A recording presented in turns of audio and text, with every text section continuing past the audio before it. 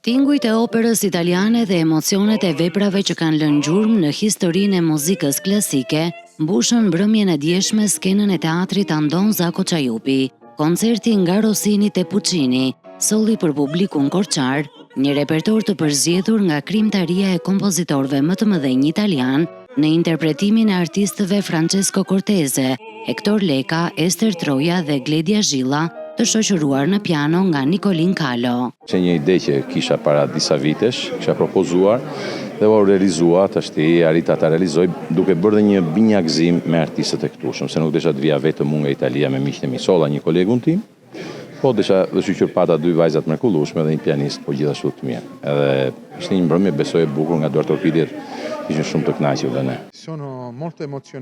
Jam i emocionuar që ndodhem në Korçë, një qytet me një publik kaq të ngrohtë dhe mikpritës.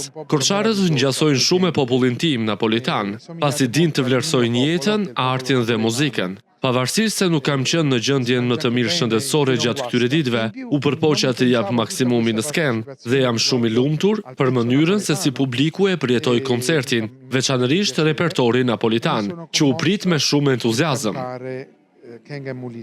Jam shumë e lumtur që Hektori na bëri këtë ftesë ne këngëtarëve të Korçës dhe jemi shumë e fatë që pedagogë të cilët studiojnë jashtë e kanë akoma zemrën këtu në Korçë dhe her pas here kërkojnë që të nxjerrin talentet e reja në skenë. Ishte një eksperiencë shumë e bukur të isha krah dy këngëtarëve lirik të njohur si Hector Leca dhe si Francesco Cortese, një italian.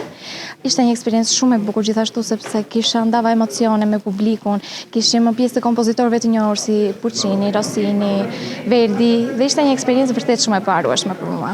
Mbrëmja u mirëprit nga ardhashësit, të cilët ndoqën me interes interpretimet e artistëve dhe i vlerësuan ato me duar trokitje të shumta.